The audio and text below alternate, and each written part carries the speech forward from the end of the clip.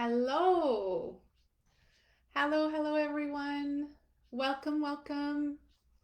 Welcome to my audiobook launch celebration. Yay! You're here. I am just going to give it a minute or two to let people come in. And when you jump in, just let me know that you're there. Say hi, Sylvie. Yay, Sylvie. Thank you. um, Let me know that you're there. Just a little hello, and then in a minute or two, we'll just jump in. Hi, Kathy. Hi, beautiful friend. Oh, haven't seen you in so long. This is good. Good to feel you. Hi, Claire. Hi, Claire. Thank you for being there. Oh, yes. I'm so excited to be connecting with you in this way. I haven't done a live in so long, and so this feels really special. I wish I could all see your faces, but I can definitely feel you. Once you put your name in there in the chat, I can definitely feel you. Hi, Annie. Bonjour, ma belle. Hi, Christine. Hi, how's it going? Oh, good to see you. So, um, I'm also live on Instagram. Hi, thank you so much. De Souza, Angela, hi. Nice to see you here. So I have Instagram and Facebook going right now. Multitasking, which I have a lot of help right now. I'm not by myself in my office right now. So this is good. Marise, bonjour. Allô, ma belle. Thank you for being there. Love it, love it. Oh, and Kathy, I see you there as well on Instagram. All right. Okay. So I think I'll just start. I'll just dive in. It's been a couple minutes now, and okay. So thank you so much for joining me for the celebration of my audiobook. Paul said the other day, you are now an audiobook author, and that felt so cool, so cool. I didn't expect that feeling of almost like feeling like it's a new creation, completely new creation, even though it's the same book in print. But there's something really intimate about listening to an audiobook, that when I was recording it, I felt so close to the listener. And that felt really special. And I know that when I listen to an audiobook, I love it when it's read by the author, because there's something unique in their voice that connects the content in a very tangible way. So I felt really honored and blessed to be able to read my own audiobook. Why now? I think that the timing, when it comes to the holidays, is perfect. I'm going to read a little part on boundaries in a couple minutes, because we are all kind of going into this season where we're feeling a little more, feeling the need to retreat within and to slow down and to maybe hibernate and incubate. Every creative process requires a phase of slowing down, going in, and kind of tuning out all the unnecessary noise and the things that are not useful for the creation that we're working on. And I was mentioning earlier in the promo that if you are your birthday is in the winter or late fall or late winter, you probably would feel this double whammy of hibernation need right now. And so I'm in January and I feel that. I feel like the things that are no longer supportive of this phase of my creative process have to go. So I have to simplify. I have to come into that single point focus in my essence, inside myself, and be okay with putting up boundaries.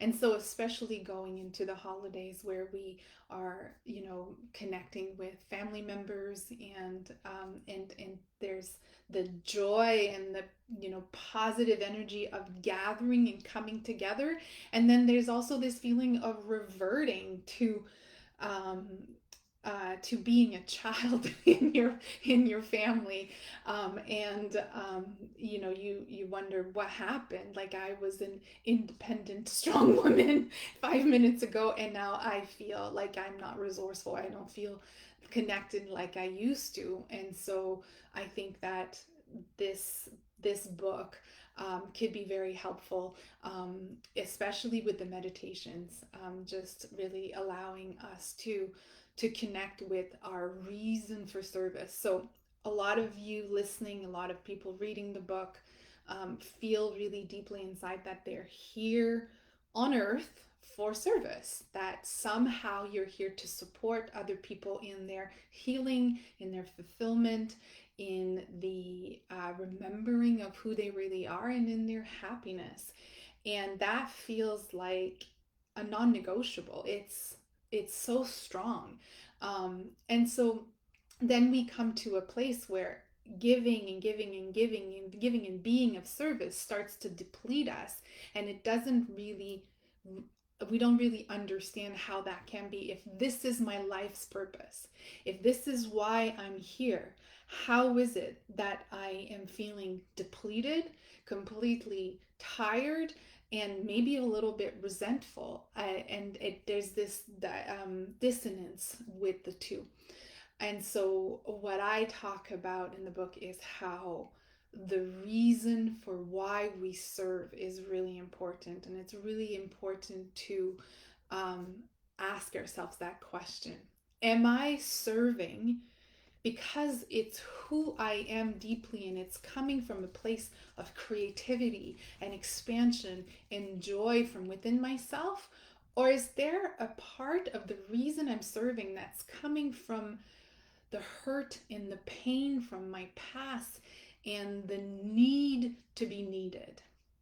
And that was mine. That was my ta-da moment, or my aha moment, where I realized that there was a driving force inside me that wasn't fully connected to my core essence, and that I needed to be needed to know who I was. So I knew who Anne was when people needed her. And then starting to ask the question, who who am I if nobody needs me? Who was I even before I was needed? Do I even know that? Is there a place in my body that knows that? And that was a turning point for me, because I realized that if I let the pain and the hurt and the wound, I'm going to call it the wound, be the propeller for the work that I was doing, I was going to hit a wall often, and eventually probably would have just stopped doing this work. And it was really, really powerful to start that inquiry process. Who was I before the world needed me? Who was I before the people around me, my caregivers needed me, the my peers, my family? Who was I before the world started to take, because I was able to give, right? And so that exploration happens early in the book, and the asking of that question, who was I before I was needed, is the center of the book. It's that turning point where we can really go beyond the wound and see what the inner child is holding, that power, that gift that she's holding behind that wound. And that moment of deep unconditional love for that little girl or that little boy, is such a gift. And we are the only ones that can give that to ourselves. We're the ones who can um, love ourselves the way that we always wish that we've been loved. We can look outside to other people for years and years and years, but at the end of the day, um, it's going to be this looking towards the wounded um, part of us, letting her know, letting him know, hi, beautiful, I love you so much. I'm so sorry you're hurting.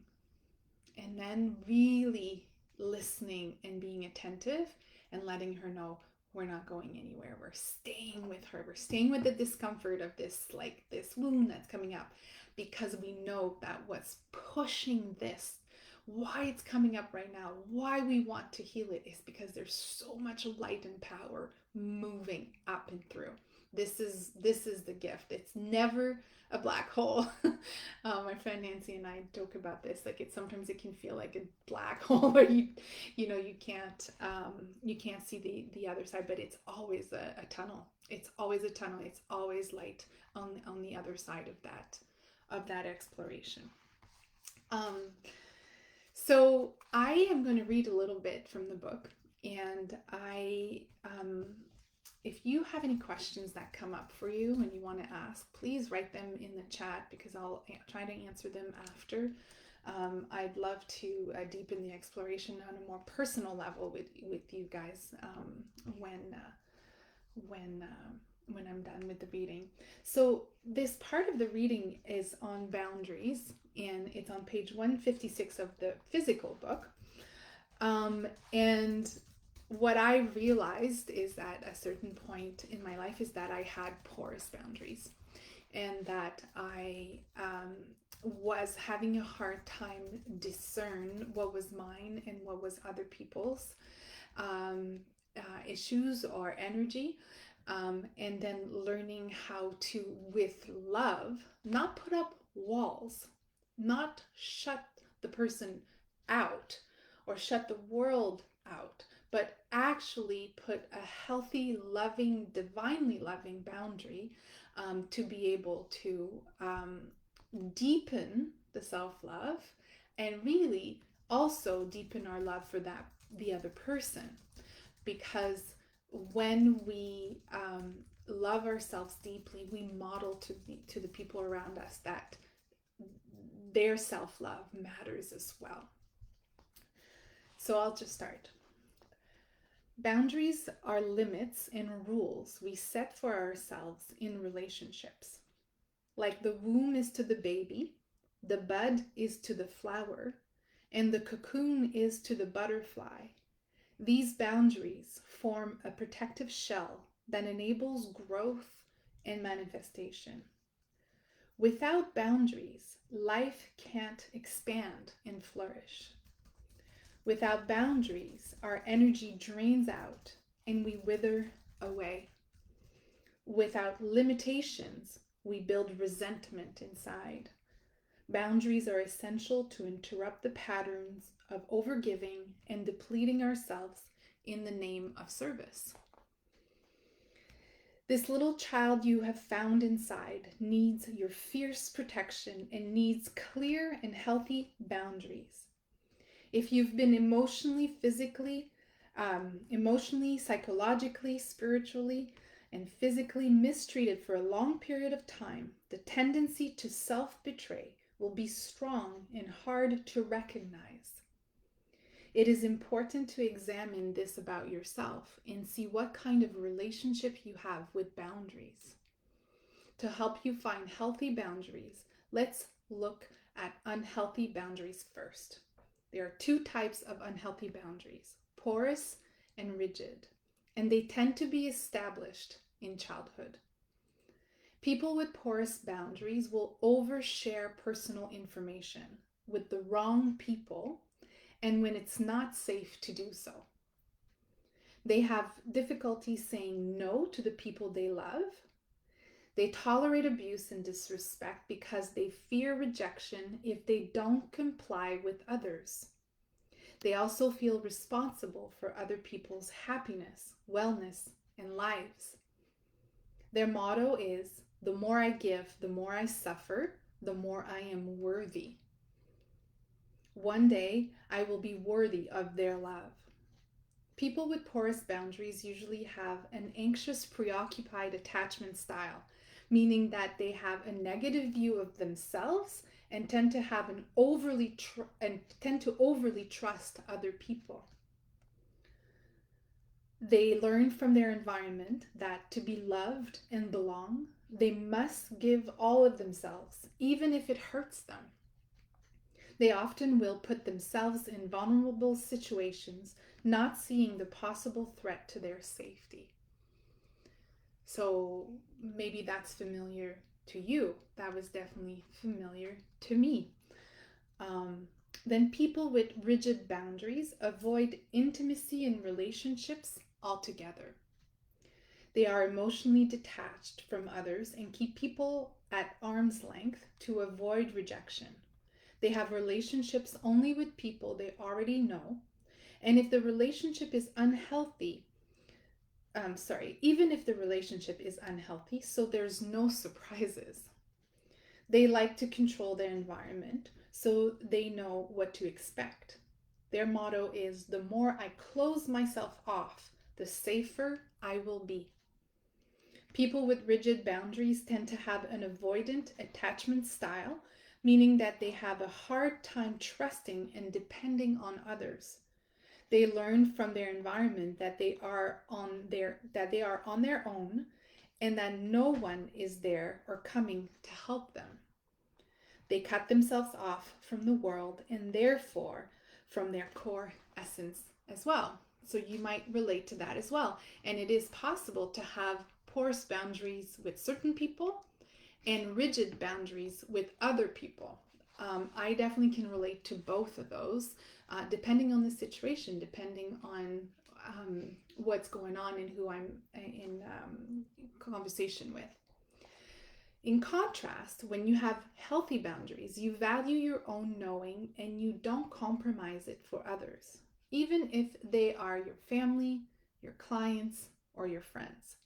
You know when to share your personal inner world and with whom to share it. You know what you want and what you need, and you can ask for it. You are open and vulnerable with the people you know. Um, you are open and vulnerable with the people you know care for you. Finally, you can accept when other people say no to you. The maintenance of healthy boundaries can be misunderstood as a lack of kindness, especially if you have had unhealthy boundaries for a long time, right? We think that's very selfish, that's not very kind, that's not the right thing to do, that's not what a good person does. Life will, setting healthy boundaries will change everything in your life. Life will open beyond what you can imagine. New, supportive, loving, and inspiring people will come into your life as toxic relationships fade away. You might believe that having no limit to your giving makes you more loving, but the quality of your love is less when you are depleted. The full spectrum of what you have to offer has yet to reveal itself. Set a boundary, protect your sacred inner world, and engage life when it shows up for you with new and expansive experiences. And so, when it comes to boundaries, at the end of the day, what we are wanting to protect is our own inner world, and it is our own pure heart, and it is that heart, the heart of that inner child, the one that is holding the gift and is holding your vulnerability and your innocence and your wisdom and your power as well. And so we want to be able to protect that inner child like we would protect our own child or our niece or our nephew or a small child that we love in our life. And so what we would do to make sure that that beautiful, emotional, sensitive, pure heart stays intact, I mean, we do everything, right? If it was someone we love and it was a child, we would do everything, anything needed. We'd scoop that child up and we'd bring her into our arms and we would say no. And it'd be very clear. Well, we have to do the same thing for our own heart. And so, what I'd like to do with you right now is go into a meditation to connect with that power, that energy of the pure heart, which in the book I called our core essence. And so I love for you to close your eyes if this feels comfortable. It'll be about 7 to 10 minutes. So close your eyes and bring your attention to your breath. And breathe deeply.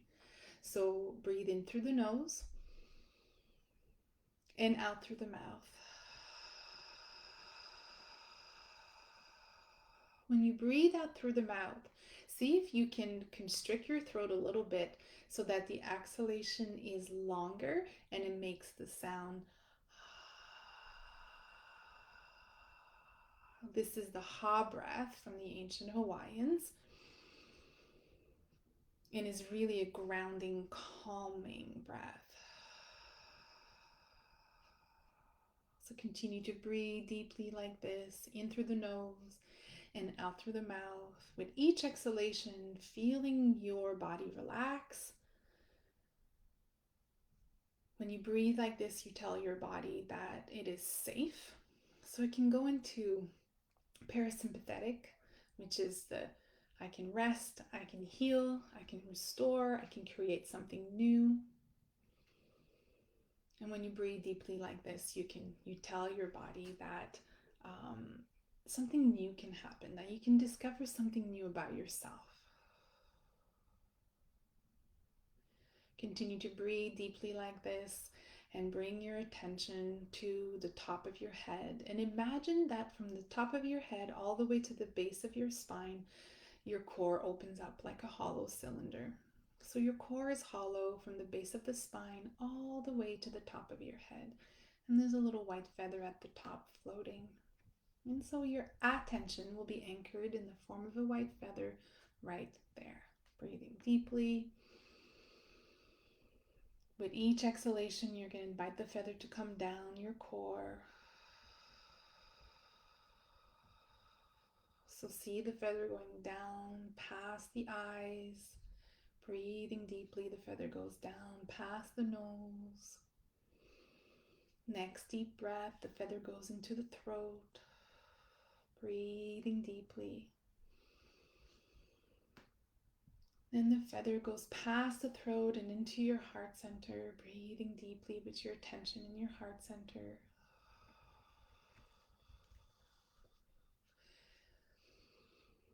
The next deep exhalation, the feather goes past the heart center and into the solar plexus, breathing deeply into the solar plexus.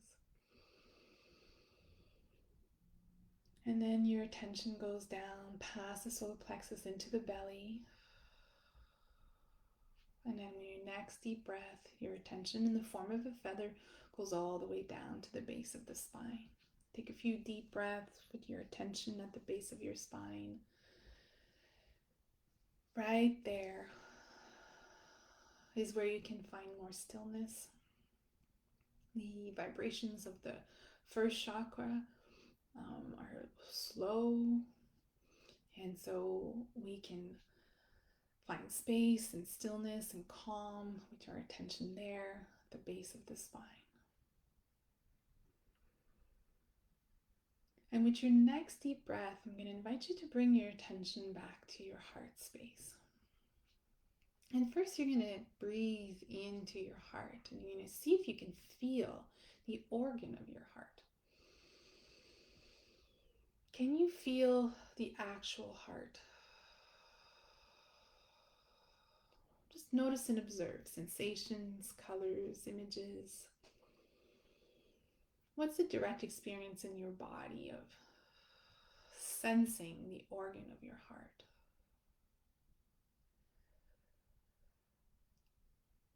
And then breathing deeply. See if you can feel the space around your heart. Now it's a little more subtle, and see if you can feel that space.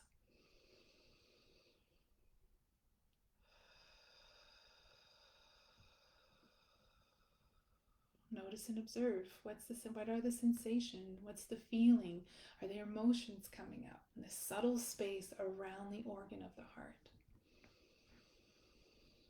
And with your next deep breath, we're going to go behind the heart. So we're going to go in front of the spine, but behind the heart.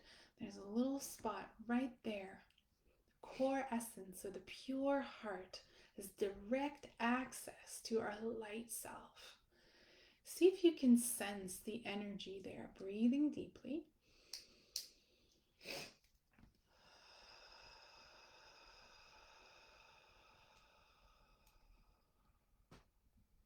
And ask the question.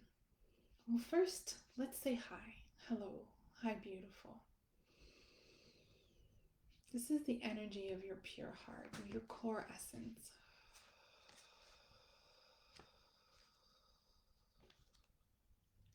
And ask a question. What do you need? How can I help you? How can I help you feel safe? How can I help you feel like you belong? How can I help you feel and know that you're understood?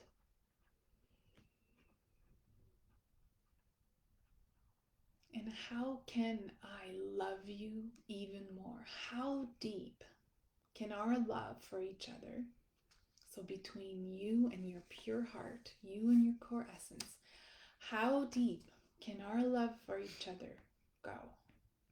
And you're just allowing sensations, images, colors, insights to come up. You're not trying to answer the question. So I'll repeat the questions. Connecting to the space in front of your spine, but behind your heart. Breathing deeply. Hi, beautiful. How can I make you feel safe? How can I help you feel like you belong? What do you need to be understood? And what can I do to love you even more? And just notice. Breathe deeply.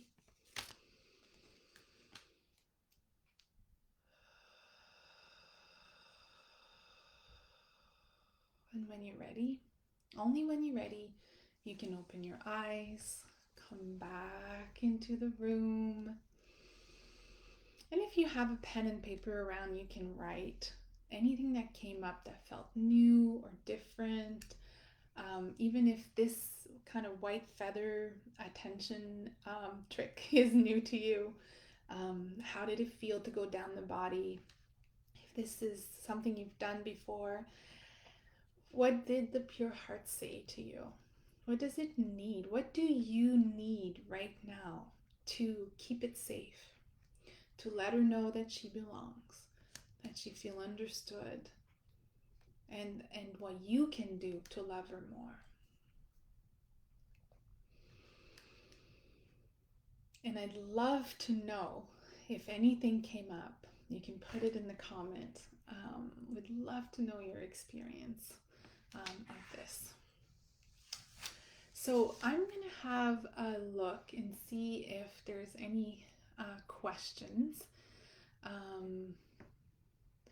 Right there. Oh, yes. Okay. So what's a simple way to connect to the inner child on a daily basis? I'm stressed out during my holiday shopping. I'm not as connected as I want to be with my family during the holiday. Yes, absolutely.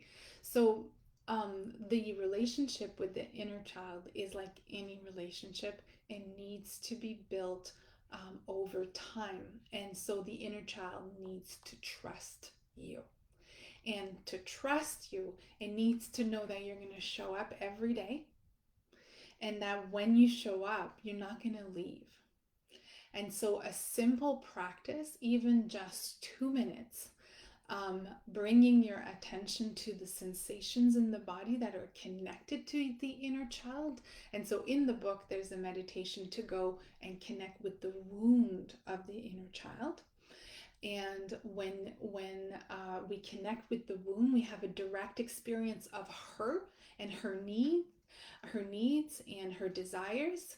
And so even if it's 2 minutes before you wake up, so I say, like, you wake up in the morning, you realize, not before you wake up, before you get up. So you wake up in the morning, you realize, oh, I'm awake, but I'm not going to get up yet. I'm going to take that 2 minutes, even laying down, just breathing deeply, bringing the attention in the body, and connecting with the inner child wound, the wound of the inner child meditation that's in the book would be really, really helpful. So the what's important is to make a commitment to her, so that every day we connect with her, and that when we're connecting, we stay with her and we let her know that we are there for her. So then you go about your day and do your shopping and do, connect with family. Like, they say before enlightenment, chop wood, and I don't know what the other thing is, but, do the dishes, chop wood, and then after enlightenment, do the dishes and chop wood. Like, you still continue to go about your day, you still do the things, but the commitment to that relationship is really, really important. Yeah. Um, so why do bad habits seem to get worse during the holiday, like overeating and drinking? Yes. So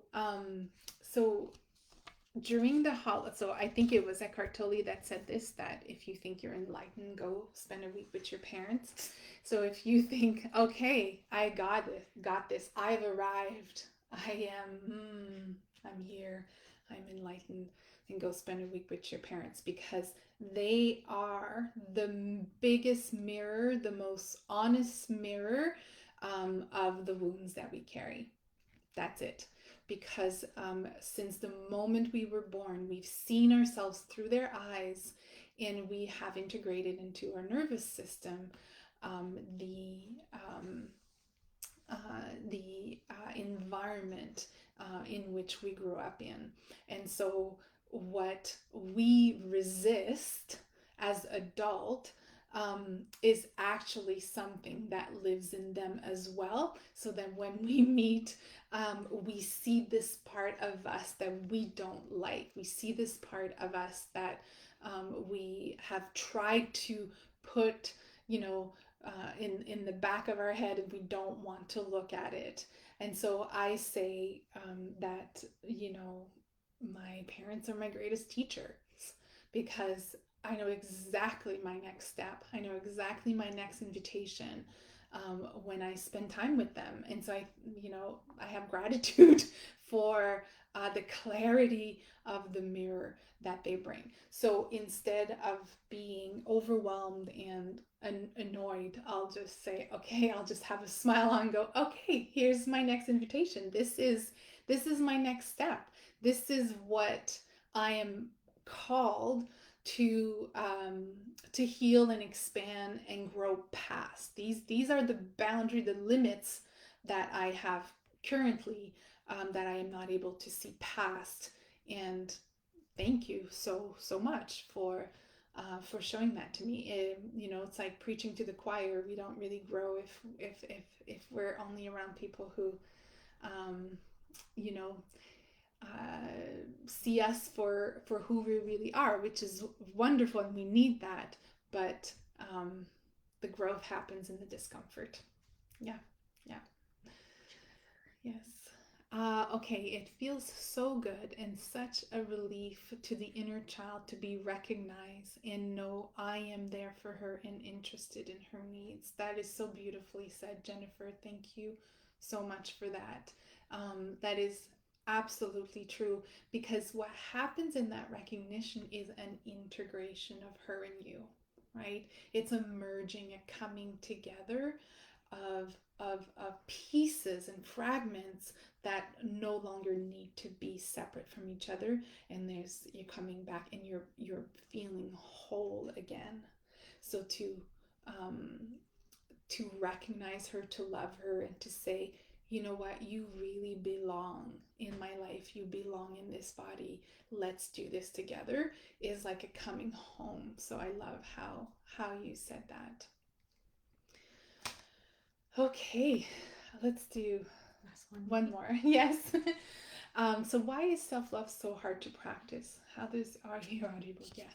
So why is self-love so hard to practice? Um, for people of service, for people who know that they're here to help and to give and to support other people, it feels incredibly selfish to put ourselves first, especially if the people around us as children needed us and our needs were not met. So there is a pretty powerful reaction in the body that says, if my needs are met, then it means that maybe there's chaos erupting in the house, or it means that someone else that needs to be catered to is not taken care of, and chaos, danger, violence, the peace is disturbed, is disrupted. And so that reaction in the body is real. And so loving ourselves sometimes will hit that wall of, but it's not safe. It's actually not safe for me to love myself that much, because if I love myself that much, it means I'm not paying attention to what needs to be paid attention to in order to survive. So the reaction is a survival reaction in the body. So the whole book, it's called The Burnout Antidote, but it's really a love relationship with you. How to really deepen that love relationship with you. The subtitle of the book is A Spiritual Guide to Empowerment for Empaths, Highly Sensitive People, and Overgivers. And so it is a 7-step program that allows you to merge back with that inner child and that beautiful, pure heart, and which is the deepest kind of self-love that you can have. Is to love all the parts, right? All the parts, the parts that are in the, that feel like they're in the dark, or in the shame, or in the guilt, or the stuff that we, family secrets, the stuff that we just don't want to talk about. But if we can love all the parts, then we become whole again, and we have more energy. We feel more alive and excited about service again, right? Because the idea is that anyone that's listening that is um, depleted from their work of service, we need you to be well and to feel fulfilled and in your service. It is not useful if you can't give anymore because you're too sick or too tired. Then that's no use. We are in a very different era. Martyrs are no longer needed. We need just happy, joyful, grounded, empowered women and men who are connected to the creative source inside themselves. And when they give, it's because they're full. They're full. They're full to the brim. And imagine the quality of your presence if that's how you show up around the people you love.